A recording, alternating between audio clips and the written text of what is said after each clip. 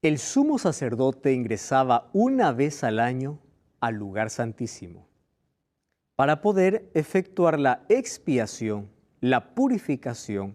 A ese día se llamaba Yom Kippur o día de juicio.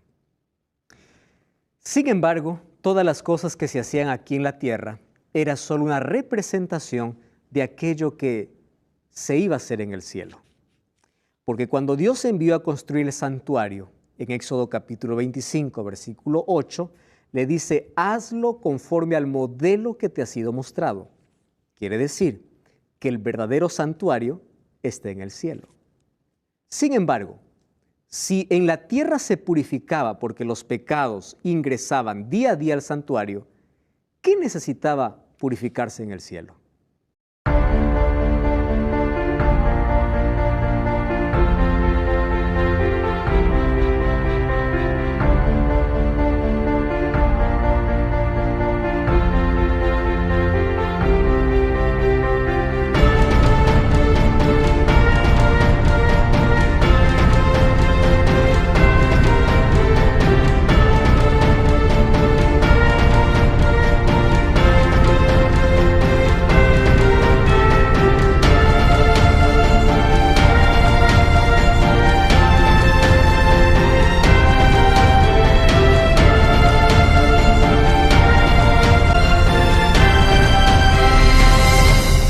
Está comenzando una vez más el libro de Daniel. Gracias por acompañarnos, gracias por tus saludos, gracias por tus comentarios. Un abrazo a los que nos están siguiendo a través de la TV, a través de YouTube. Un grande abrazo. Dios te bendiga. Gracias por acompañarnos. Gracias también por este lindo grupo con quien compartimos más allá de una conversa aquí en el programa. Compartimos nuestras experiencias, es lindo aquí estar de diferentes países, diferentes culturas, diferentes creencias incluso. Sin embargo, hay algo que aquí nos ha unido y es el interés por conocer el plan de Dios para nuestra vida. Y no existe nada mejor en esta vida que dedicar tiempo para abrir la Biblia, para conocer el plan de Dios, porque eso es la verdadera felicidad que uno tiene o que uno siente cuando descubre un tesoro delante de sus ojos. Y la Biblia es un tesoro que hay que descubrirla todos los días. Bienvenidos. Vamos a tocar hoy un tema tan importante acerca de 2300 tardes y mañanas. Más solamente es un número para nuestro título. Sin embargo, es un número registrado en el libro de Daniel, capítulo 8. Para poder abrir este enigma, este número, tenemos que orar para que Dios pueda iluminar nuestro corazón, pueda guiarnos al conocimiento de la verdad. Oramos. Acompáñanos tú también que estás allí viendo el programa. Querido Dios, estamos listos para abrir tu palabra. Tu palabra nos da gozo, tu palabra hace que podamos disfrutar de aquel tesoro maravilloso que tienes para nuestra vida, que es la salvación. Y hoy queremos abrirla con la seguridad una vez más de que tú estás guiándonos al conocimiento de tu verdad. Tu palabra tiene poder para transformar vidas, para llevarnos a la verdad. Tu palabra tiene poder para transformarnos en hijos y herederos del reino de los cielos. Por eso hoy queremos una vez más que el Espíritu Santo pueda hablar a nuestro corazón. Ayúdanos a tener la comprensión de tu verdad, porque esto es para nuestros días, para nuestro tiempo. Ayúdanos a aceptarla, ayúdanos a vivir aquel mensaje que tú tienes para nosotros. En el nombre de Jesús. Amén. Hoy vamos a hablar acerca de 2300 días. Vamos a Daniel capítulo 8. Daniel capítulo 8. Haciendo un breve repaso del capítulo anterior, recuerdan que el capítulo 8 Daniel tiene una visión y en esa visión allí se le muestra dos animales, un macho cabrío y un carnero. Solo que el carnero y el macho cabrío eran animales que también representaban mucho para el pueblo de Israel. Mientras estuvo en el desierto, 40 años, 41 veces fue movido el santuario. Las actividades del pueblo de Israel giraban alrededor del santuario. Sin santuario no había adoración, no había religión, no había nada. El santuario les hacía recordar que Dios estaba con ellos. Por eso es que cuando Dios mandó construir el santuario, dice, hazte un santuario y yo estaré en medio de vosotros. La intención de Dios era que el pueblo recordase que no está siendo peregrino en el desierto sin un objetivo, sin un destino. Ellos tienen un Dios que les está guiando hacia una tierra prometida. Cuando nosotros todos los días buscamos la presencia de Dios, la gloria de Dios, nuestra vida tiene sentido. Y cuando buscamos a Dios todos los días, entonces todo lo que hagamos va a ser en dirección al plan de Dios. A veces nosotros caminamos sin objetivo en la vida, sin un destino en la vida, porque hemos perdido de vista lo que para el judío sería el santuario, para nosotros sería Dios. Ahora, allí nosotros vimos que estos dos animales representaban a dos imperios, que era Medo-Persia y Grecia, que luego saldría de los 4 cuernos que tendría allí el macho cabrío, ¿verdad? De uno de los vientos hacia donde fueron los cuernos saldría un cuerno pequeño. Ese cuerno pequeño, nosotros ya vimos en Daniel capítulo 8, versículo 11 y 12, que haría por lo menos 4 cosas. Número 1, crecería hasta alcanzar el ejército del cielo. Número 2, lanzó por tierra las estrellas. Estrella está hablando de ángeles, pero más allá de ángeles, de mensajeros de Dios, de líderes de Dios. Quitó el príncipe del ejército el sacrificio diario, eso vimos en el capítulo anterior, y el lugar de su santuario fue derribado. Ojo que ya no está hablando del santuario terrenal aquí, porque ¿a dónde se enalteció el cuerno pequeño? Hacia el cielo. ¿De qué santuario está hablando? Del santuario celestial. Y echó por tierra la verdad, hizo lo que quiso y prosperó. Ahora, allí nosotros vamos a encontrar, haciendo un resumen, que él se levantó contra el pontífice o contra Dios, instituyéndose a sí mismo pontífice de la iglesia y de la humanidad, diciendo que es el vicario de Cristo. Él es el cuerno pequeño. Se levantó contra el sacerdocio de Dios, instaurando un nuevo sacerdocio, compitiendo con el sacerdocio de Cristo. Se levantó contra el sacrificio de Cristo porque inventó el sacrificio repetitivo de la misa que anula el sacrificio suficiente de Cristo. El sacerdote cree que cada domingo o cada vez que hace misa, él está nuevamente sacrificando a Cristo. Él también echó por tierra la intercesión porque sustituyó la intercesión de Jesús y la reemplazó con la de María y los santos. Echó por tierra la verdad porque estableció la tradición en lugar de la Biblia. Echó por tierra a los santos porque persiguió. La palabra santo en la Biblia no es una persona que no peca.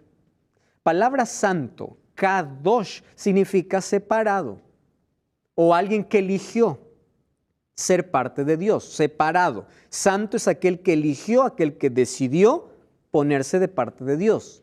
No es en el concepto que a veces tenemos, no, santo es el que nunca peca. No es ese concepto que aquí tiene. Ahora, también derribó a la ley de Dios, porque cambió la ley. Eso vimos hace 2 capítulos atrás.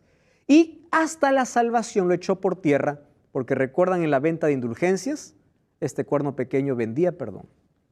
Muy bien, ese es el cuerno pequeño. Daniel 8:14 tiene una pregunta, o Daniel 8:13. Daniel 8:13, vamos a Daniel 8:13. Mira lo que dice allí. Entonces oí hablar a un santo y a otro de los santos. Recuerden que Daniel está en visión. Aquí son seres celestiales que hablan. Y le preguntaba y le decía, ¿hasta cuándo durará la visión del sacrificio continuo, la prevaricación asoladora? Recuerdan que les dije que era prevaricación asoladora. ¿Qué cosa se llamaba? Abominación. Todo aquello que se instituye en contra de Dios. ¿Y hasta cuándo será entregado el santuario y el ejército para ser pisoteado? Esta es la pregunta clave, ¿verdad? ¿Hasta cuándo? O sea, ¿hasta cuándo vamos a permitir tanta abominación? ¿Hasta cuándo este cuerno pequeño va a tirar todo a tierra? ¿Hasta cuándo? La pregunta ¿hasta cuándo? Es clave.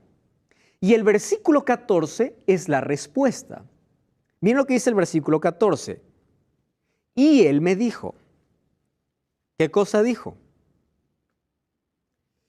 Hasta 2300 tardes y mañanas, luego el santuario será purificado. ¿De qué está hablando? del sistema de sacrificios y del día de purificación. Entonces la pregunta es, ¿hasta cuándo el cuerno pequeño? Ahora, ¿recuerdan ustedes cuándo surgió el cuerno pequeño? Desde el año 538 hasta 1798. Estamos hablando de su poder absolutista y perseguidor. Eso no significa que es un poder que dejó de ser inactivo. Ahora está activo y según Apocalipsis, un poquito más adelante, una vez más, va a ser lo mismo. Ahora, fíjense lo siguiente. ¿Hasta cuándo?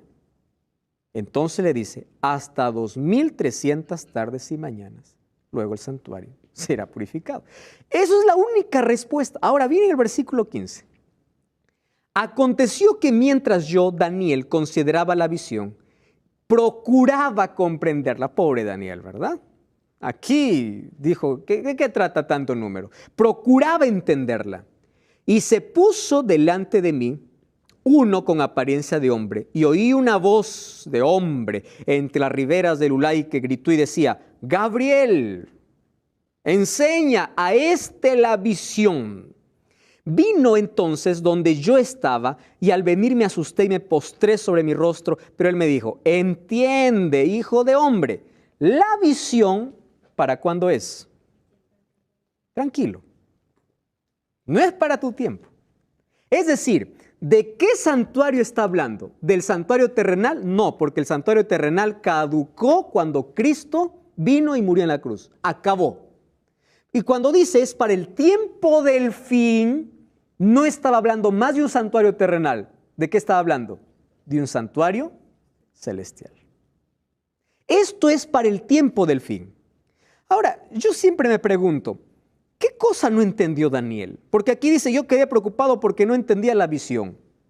Miren, hay dos palabras aquí en Daniel 8 que nosotros tenemos que considerar. Y para eso nos sirven los idiomas originales. En el idioma original aparece la palabra visión en dos palabras diferentes. Una palabra para decir visión es la palabra jasón. Y la otra es la palabra mare o mará. Mare. Visión como jasón significa la visión completa. Y cuando dice visión y está la palabra mare, quiere decir parte de la visión. Entonces, aquí aparecen en el idioma original estas dos palabras. Cuando dice, yo no entendía la visión, no es que no comprendía todo. Pregunto, ¿Daniel entendió quién fue el macho cabrío y quién fue Medo-Persia? ¿Quién fue el carnero? Claro que lo entendió, porque el ángel le dijo, esto representa tal, esto representa tal. Él entendió eso. Lo que no entendió era una parte. ¿Qué cosa no entendió? Esto. Hasta 2300 tardes y mañanas. ¿Qué es eso? ¿Qué santuario va a ser purificado? Entonces el ángel le dice, tranquilo, eso es para el tiempo del fin. Muy bien. Tardes y mañanas. Hay algunos por allí que dice que cuando se refiere a 2300 tardes y mañanas se está refiriendo a 1150 días, con la intención de colocar al cuerno pequeño como Antíoco. ¿Recuerdan de ese hombre que yo les hablé? De un rey Seleucida. Pero miren, aquí es tan claro al decir 2300 tardes y mañanas, no está hablando de sacrificios de tarde y mañana, está hablando de días completos. Y les voy a explicar. Daniel era un conocedor de la Biblia, del Pentateuco, de los 5 primeros libros de la Biblia. ¿Por qué él toma o por qué a Daniel se le muestra tarde y mañana? Vamos a Génesis capítulo 1. ¿Está? Génesis capítulo 1. Vamos a tener la seguridad primero que se trata de 2300 días, porque si no estamos mal. Vamos a que allí en la escuela preterista o en la dispensacionalista. Génesis capítulo 1. Muy bien, vamos a leer, versículo 5. Llamó Dios a la luz día, a las tinieblas noche, ¿y qué cosa dice? Fue la tarde y la mañana. Ahora les pregunto, ¿a cuánto equivale una tarde y una mañana? ¿Está claro el asunto? Muy bien. Tarde y mañana, ¿cuánto equivale? Y si ustedes leen todo el capítulo 1, para cada día, tarde y mañana. Ahora escuchen.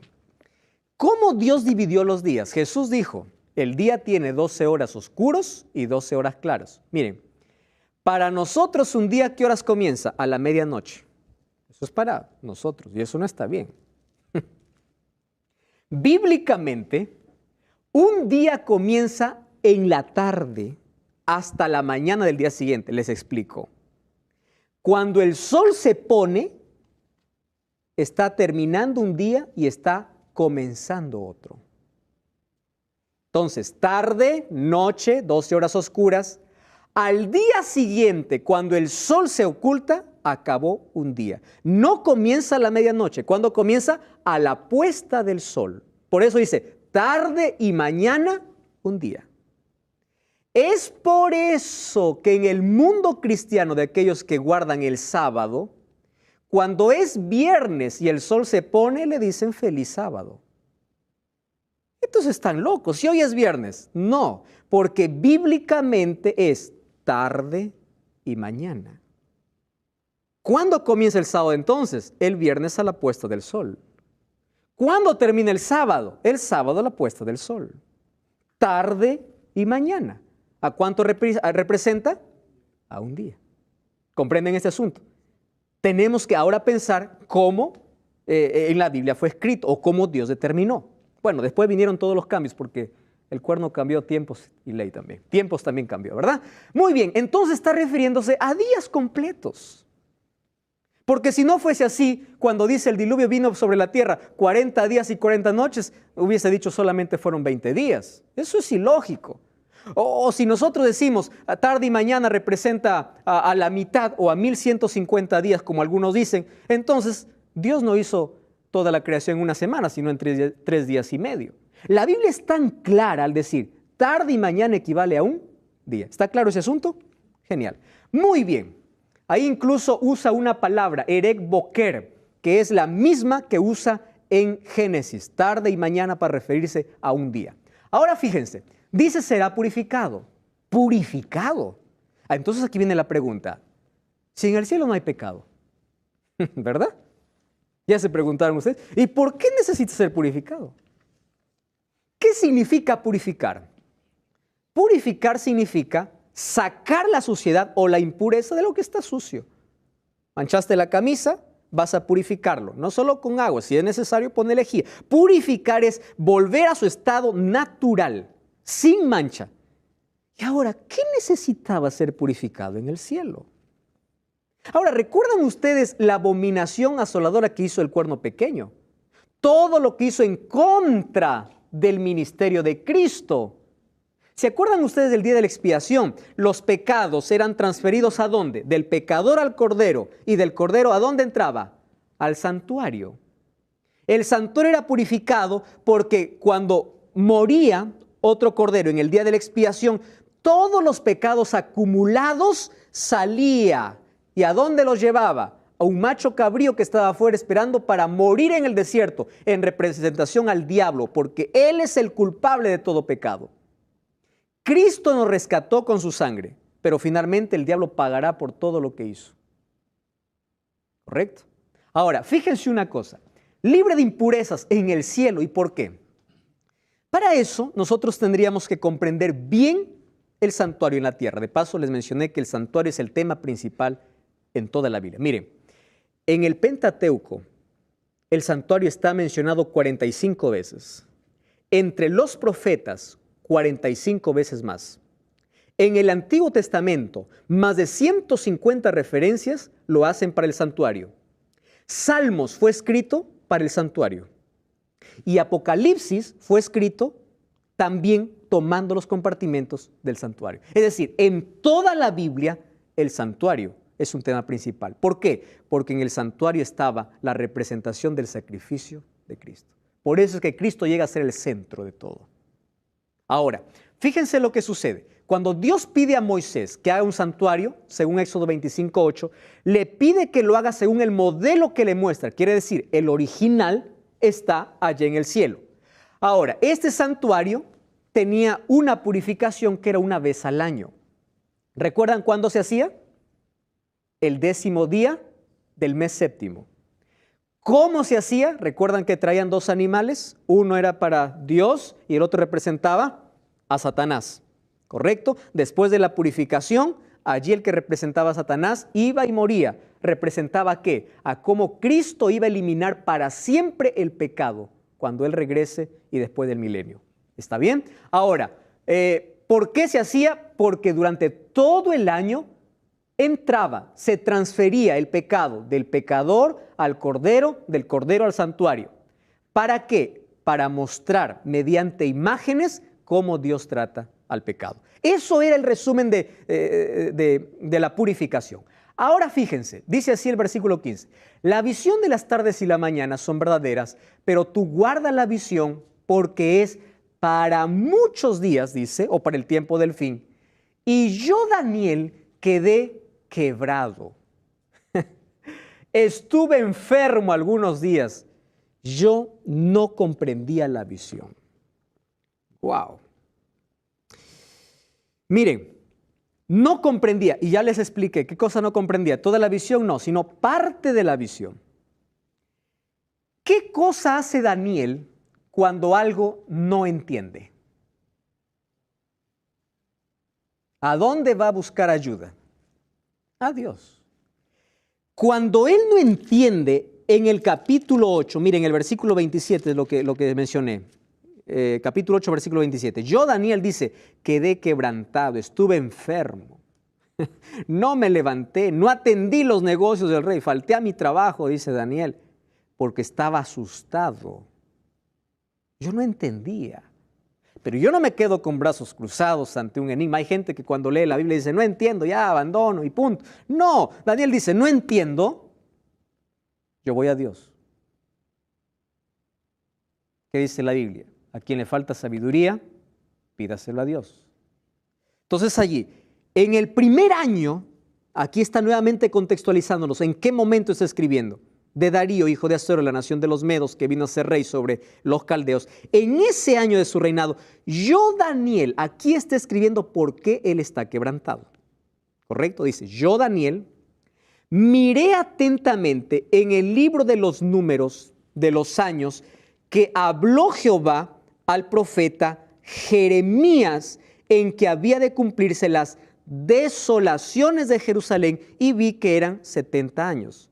¿Qué cosa estaba leyendo Daniel? Vamos a Jeremías capítulo 25, versículo 11. Vamos un poquito atrás.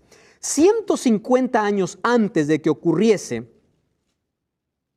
esta cautividad, 25:11, Jeremías 25:11. 150 años antes de que ocurriese la cautividad de Judá, Jeremías ya lo mencionaba. Por eso, a aquel que lee la Biblia no le asusta lo que viene. 25:11.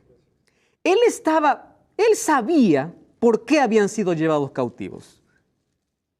Quien lee la Biblia está seguro y sigue confiando en Dios. Miren lo que dice 25:11. Toda esta tierra será convertida en ruinas y en espanto. Y servirán estas naciones al rey de Babilonia. ¿Cuántos años dice? Entonces él empezó a contar. A ver, dijo, ¿cuándo comenzó? 605. Empezó a contar todos los eventos. Ah, no, ya son 70 años.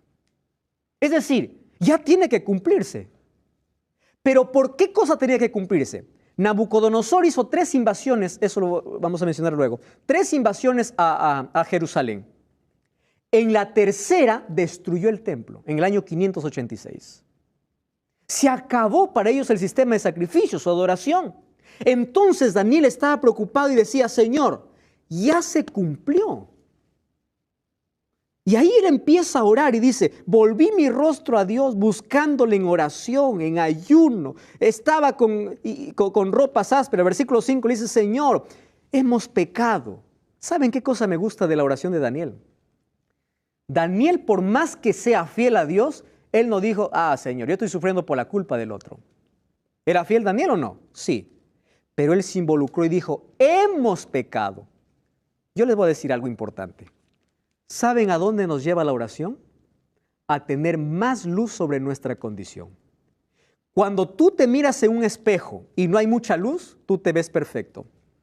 Le pones mayor luz, ves una imperfección. Y le pones más luz, más imperfecto te ves. ¿Por qué? Eso hace la oración.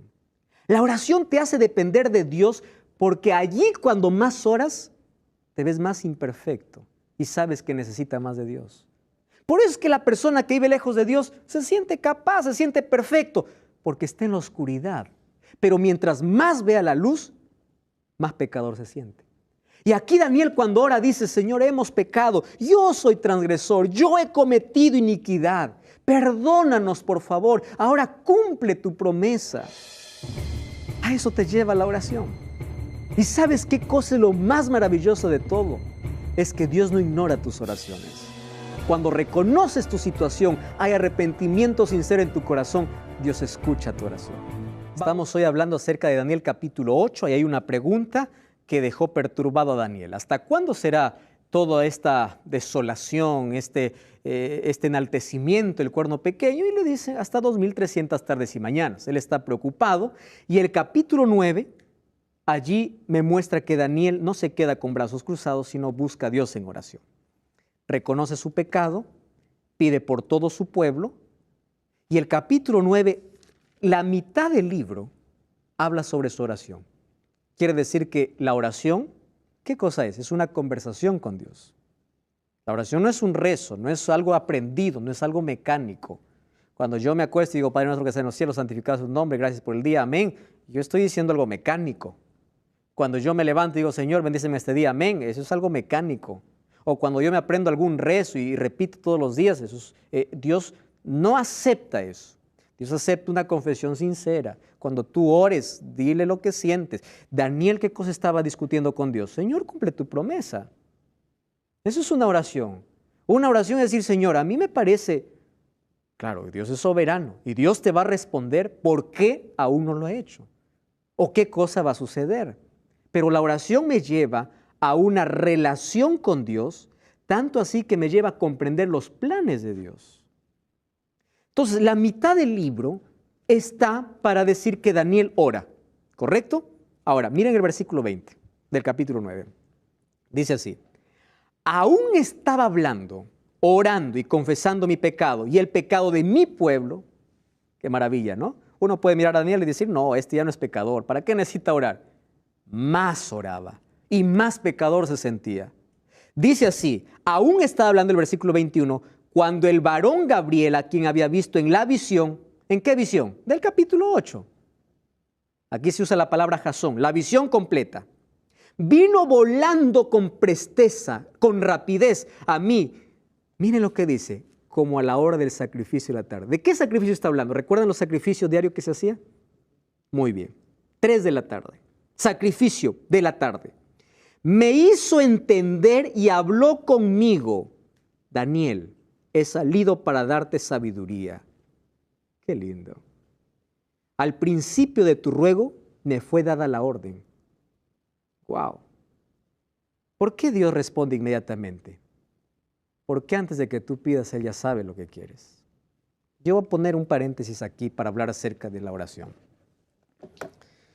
Alguien me dijo así, pastor, ¿por qué tengo la necesidad de orar si Dios ya sabe lo que necesito? Yo quiero que todos ustedes tengan en mente algo. Nosotros no informamos a Dios. No es que cuando oro le digo, Señor, estoy mal. Dios dice, verdad, no me había dado cuenta. La oración no tiene el acto o el hecho de poder informar a Dios, porque Dios ya sabe. Entonces, ¿para qué necesitamos orar? Si Dios ya sabe qué necesitamos. Presten atención a lo que voy a decir. Porque la oración hace que en nuestra libertad dejemos actuar a Dios. Les voy a poner un ejemplo. ¿Está bien? ¿Recuerdan ustedes a Pedro cuando estaba caminando sobre las aguas? Estaba en dirección hacia Jesús. Pedro empieza a hundirse. Pedro, como era un pescador, empieza a usar su técnica probablemente. Cuando no queda otro recurso, dice, Señor, sálvame. Y Jesús, toma el brazo. Yo pregunto, ¿por qué no le sacó antes? Si él sabía, lo estaba viendo que estaba ahogando. ¿Sabía o no sabía Jesús allí? ¿Podía o no podía hacerlo antes? Claro que podía. Pero escúchame, Dios no va a poder actuar en nuestra vida sin que tú le permitas. Porque si Dios hiciera, el diablo se pondría y dijera, ¿por qué te metes si ni siquiera te pide ayuda? Tú estás rompiendo la libertad. ¿Están entendiendo ustedes cuán necesaria la oración en el conflicto? No informamos a Dios. La oración nos enseña a depender de Dios, no a informarle, sino a dejarle actuar en nuestra vida, permitirle actuar en nuestra vida. Por eso más oración. Ahora, cierro el paréntesis. Dice, yo fui enviado, porque yo ya sabía, y ahí dice, entonces, yo he venido para darte sabiduría y entendimiento, versículo 22. Al principio de tus ruegos fue dada la orden y he venido para enseñarte porque eres muy amado. ¡Qué expresión tan linda! Eres muy amado. Ahora, entiende la visión. Recuerda que aquí usa la otra palabra, maré. No es la visión completa. La visión completa se llama jasón. Y maré significa, entiende la partecita que tú no has entendido todavía. He venido para enseñarte. ¿Qué cosa no entendió? Las 2300 tardes y mañanas. Eso le tenía confuso. Entonces, el capítulo 9 solamente es una explicación. Miren, ustedes se dan cuenta. Capítulo 2, sueño y explicación en el mismo capítulo. Capítulo 4, sueño y explicación en el mismo capítulo. Capítulo 7, sueño y explicación en el mismo capítulo. Pero el capítulo 8 no tiene explicación. El capítulo 8 solo tiene la visión.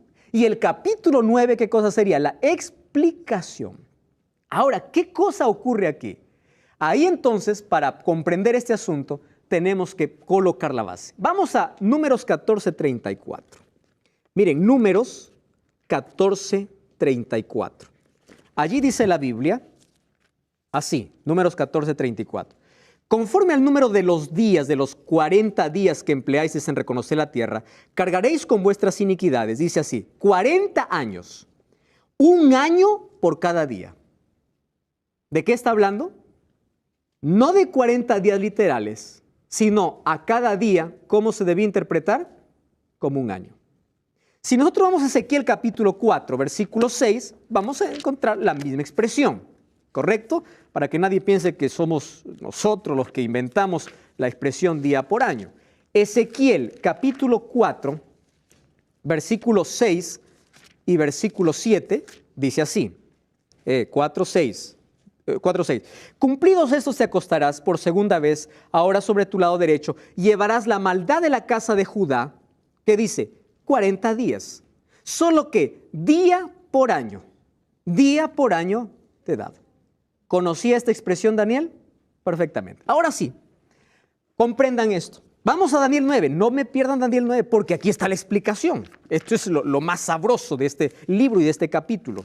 Miren, Daniel capítulo 9. Versículo 24. Entonces dice Gabriel, yo he venido para explicarte. Dice así, 70 semanas están determinadas para tu pueblo y para tu santa ciudad. La palabra determinada, ¿saben qué significa? Cortada. Es decir, de los 2300, ¿qué cosa le dijo? Eso es para el tiempo del fin. Ahora te voy a decir qué cosa es para tu tiempo. De los 2300, 490 son cortados. Vamos a cortar de los 2300, 490 para tu pueblo. ¿En qué estaba pensando Daniel? En su pueblo. ¿Por qué oró Daniel? Por su pueblo. Entonces dice, 490 años están determinados. Es decir, cortamos a los 2300, ¿cuánto? 70 semanas, porque ahí dice 70 semanas están determinadas sobre tu pueblo. ¿Está correcto eso? Muy bien. Ahora, ¿qué cosa más dice? Algunos dicen, no, estas semanas no tienen nada que ver con años. Miren, si las 69 semanas son literales, entonces, para restaurar y construir a Jerusalén, que fue en el siglo IV, hasta el Mesías, el siglo I, habrían sido 69 semanas, o sea, un año. Esto es ilógico, ¿correcto? Fue más de un año. Entonces, el principio de día por año debe aplicarse aquí. Si nosotros tomamos literalmente los 2300 días, 2300 días son 6 años. Y en 6 años nunca se cumpliría todo lo que dijo aquí el profeta. Es por eso que cuando alguien les pregunte, no, eso no tiene que ver con años, sino con días, presenten este argumento. Es imposible. Aquí la profecía está hablando de día por año. Entonces vamos a entender la profecía. 2300 tardes y mañanas, de los cuales dice 70 semanas son ¿para quién? Para el pueblo de Israel. Ahora, ayúdenme a pensar conmigo. ¿Cuántos días tiene una semana? 7. ¿Cuánto es 70 por 7? 490. Entonces, cuando dice 70 semanas, ¿a cuánto equivale? A 490 años. ¿De dónde se cortó eso? De los 2300 años. 490 son para el pueblo judío. Muy bien. Ahora la pregunta es, si yo quiero saber cuándo terminan los 2300 días o cuándo terminan los 490 años, debo tener un comienzo, ¿o no? Porque si no, yo puedo tomar cualquier fecha y digo, se cumple acá y acá. La Biblia lo dice. Miren lo que dice el versículo 27. 9:27 o 26. 27.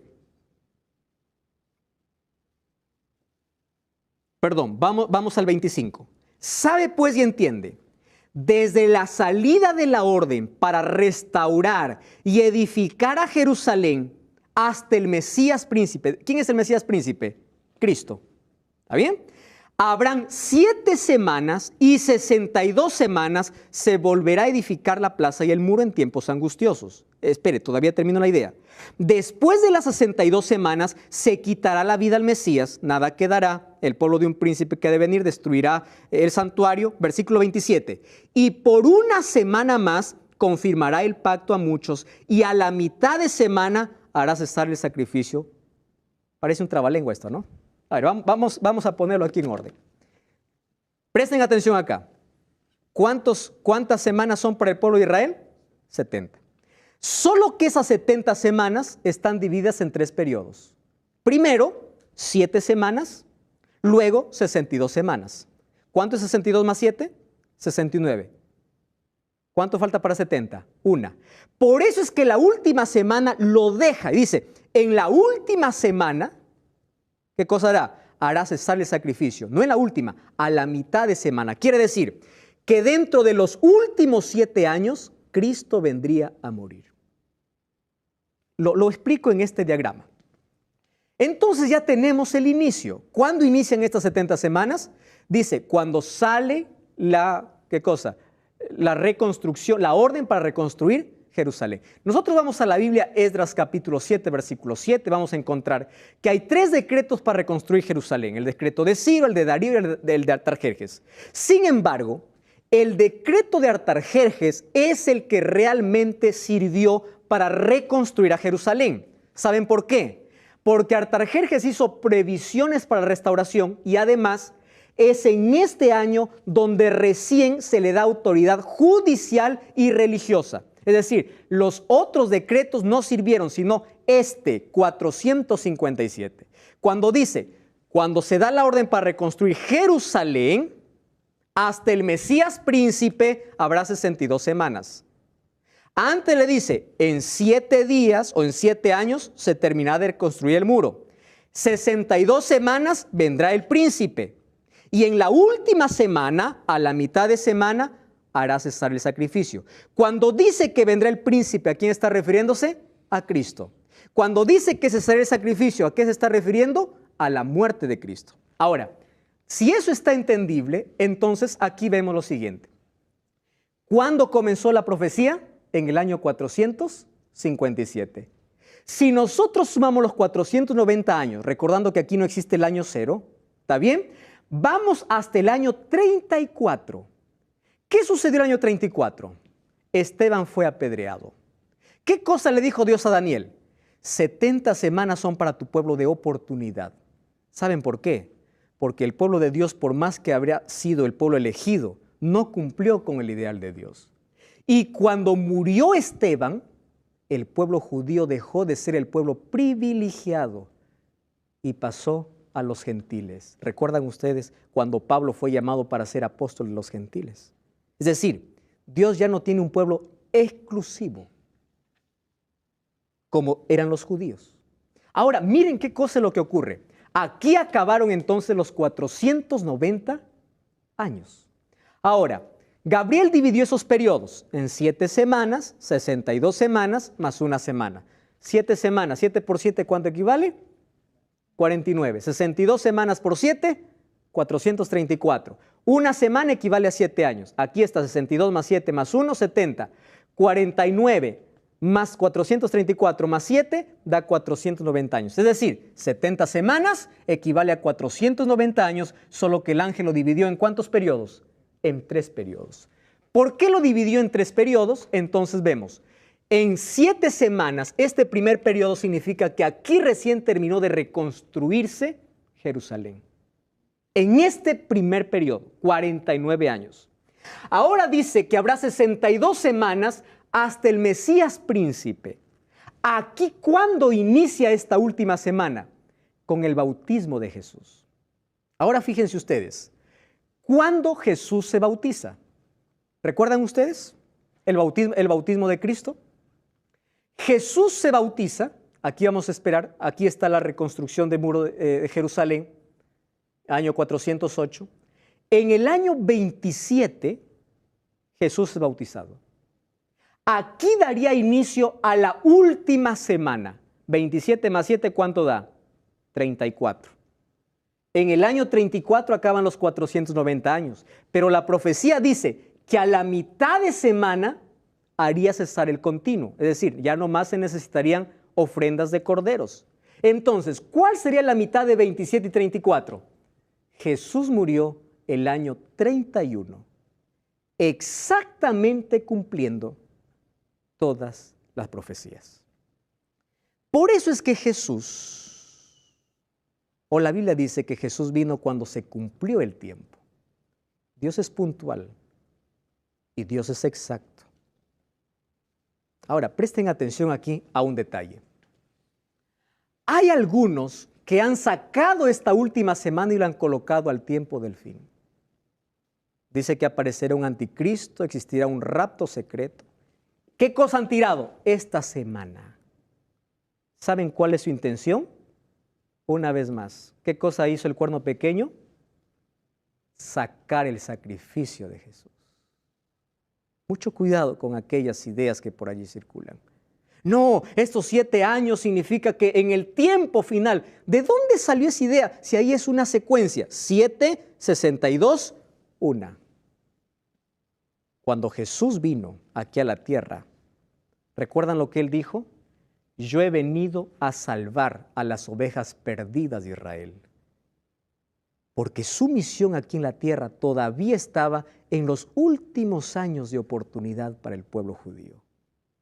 Pero el pueblo judío no aprovechó. ¿Y saben por qué no aprovechó? Porque no comprendía esta profecía. No sabían que su fin estaba llegando. Y lo mismo puede suceder contigo. Mientras tú no sepas en qué tiempo vives, puedes perderte la mayor oportunidad de salvación. ¿Qué significa esto para mi vida? Daniel capítulo 9 me habla acerca de ese Mesías, de ese príncipe. Me habla acerca de que Cristo cuando vino cesó el sacrificio, es decir, aquellas leyes ceremoniales del antiguo pacto, del Antiguo Testamento, que decía que hay que llevar un cordero para recibir perdón, ya no existen más porque Cristo murió en la cruz. Aquí no está hablando de la ley de los 10 mandamientos, está hablando de ceremonias. Aquí no está hablando de tirar la ley de Dios. Está hablando de tirar las ceremonias, los sacrificios, porque Cristo murió en la cruz. Cuando dice a la mitad de semana, en el año 31 Jesús murió por ti y por mí. Dios es exacto, Él es puntual, Él sabe y Él quiere mostrarte en qué momento vives. Y hoy estamos viviendo en la parte final de la historia. Tú puedes decir, pastor, ¿y dónde están los otros años hasta llegar a 2300 años? Eso veremos en el próximo capítulo. Mientras tanto, quiero que pienses en cómo la Biblia es un libro inspirado por Dios, porque dice todo lo que sucederá en el futuro muchos años antes. Y si eso se cumplió, con certeza se cumplirá aún lo que falta. Aquel viernes, cuando Jesús estaba llevando una cruz, semidesnudo, allí en ese monte, ante la expectación de tanta gente que estaba allí burlándose de Él, Él estaba pensando en ti. Jesús vino como cumplimiento de una profecía que reveló a Daniel. Cuando Daniel entendió de ese Mesías príncipe, de ese Jesús, quedó admirado. Ese Salvador maravilloso que terminaría para siempre el sistema de sacrificios terrenal, porque todo eso era sombra nada más de aquella cruz que se levantaría. Aquel viernes, cuando Jesús murió a las 3 de la tarde, a la hora del sacrificio. ¿Sabes? La Biblia dice, y Jesús mencionó, cuando yo fuere levantado de la tierra, a todos atraeré a mí mismo. Me gusta la idea de que el amor de Jesús es como un imán. ¿Tú ya viste un imán cómo atrae a un metal? Cuando yo era niño gustaba de jugar allí entre un imán y un metal. El imán atraía y yo trataba al metal de alejarlo, pero por más que lo alejaba, el imán seguía atrayendo. Luego comprendí que es así el amor de Dios. Dios te impresiona, Dios te atrae, Dios te dice ven, pero tú te resistes, tú te alejas, tú te vas y Jesús sigue atrayéndote.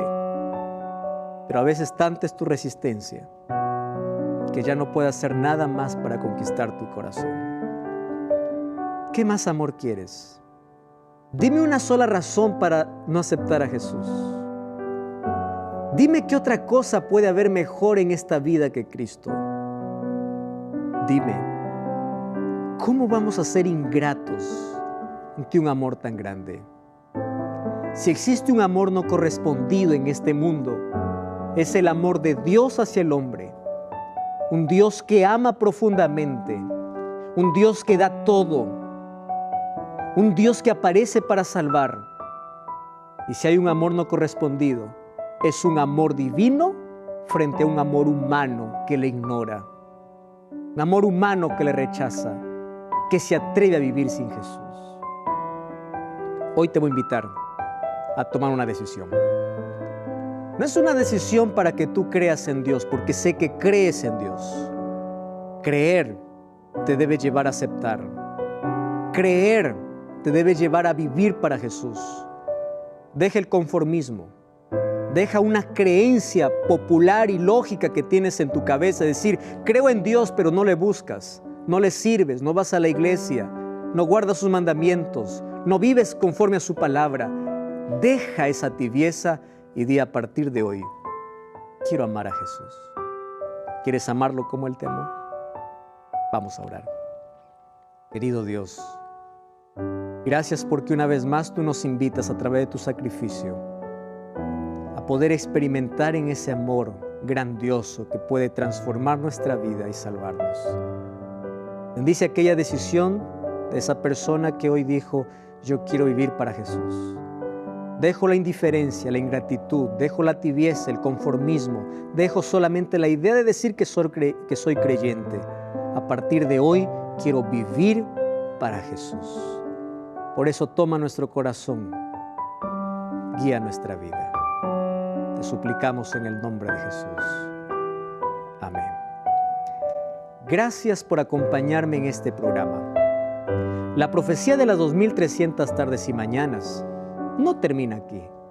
Lo que Gabriel le mostró a Daniel solamente es un poquito de ese periodo de tiempo que sin duda comprende la profecía más larga de toda la Biblia. Te espero aquí.